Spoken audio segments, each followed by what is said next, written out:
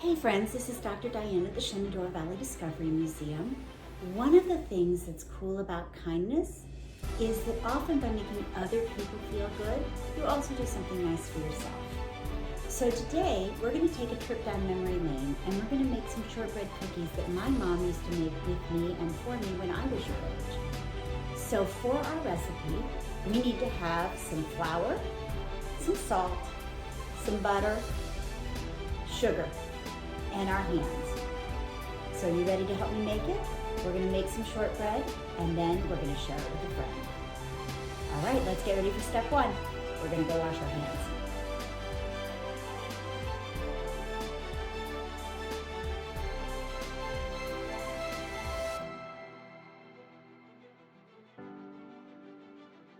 $325.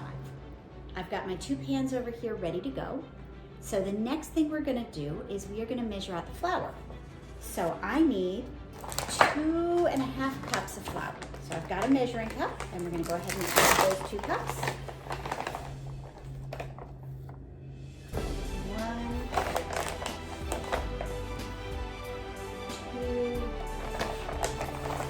2.5. And the nice thing about this recipe is I actually am using gluten-free flour because I have a child who is gluten-free.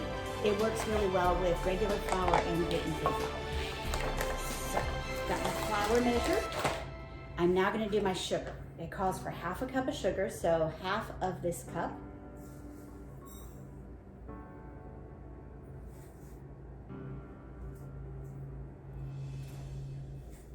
All right, we've got our sugar in there. So the next part is really fun. We are going to take the butter and we're gonna put it in with our fingers. So I'm going to speed that part up a little bit, but we're going to get to knead. That's why we had to have. So here's my sugar and flour mixture. We're going to add a pinch of salt to it. And now we're going to take our clean hands and we are going to knead 1 cup of butter into the flour sugar mix.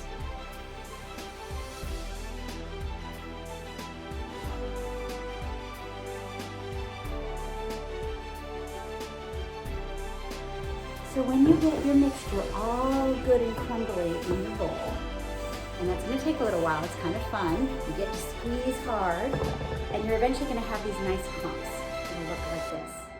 Once you get to that point, then you're going to put your dough evenly into each pan, and then we're going to put it in the oven.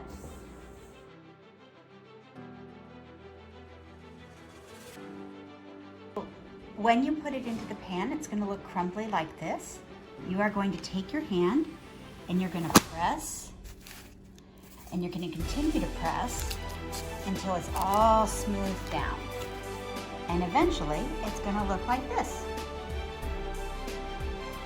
One of the things my mom always did is she would take a fork and she would make little air pockets in her dough. And so we're going to do the same thing, just because it reminds me of my mom, who was one of the kindest people I know. Who are some of the kindest people you know? Make sure you let them know how kind you think they are.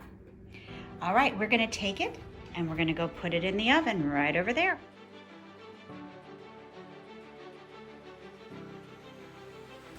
So while you're waiting for your shortbread to cook, what are some kind things you can do?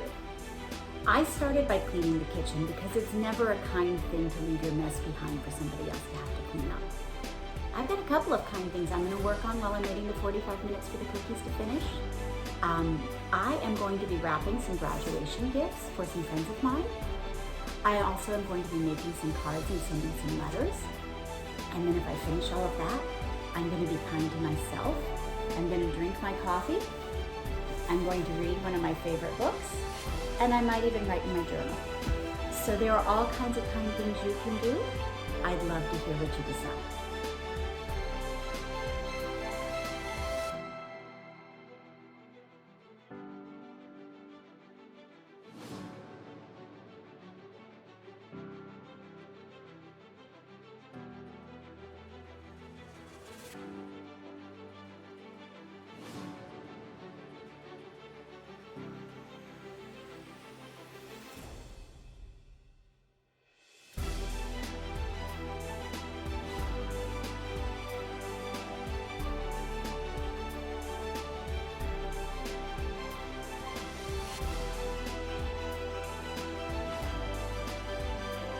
right, time is up.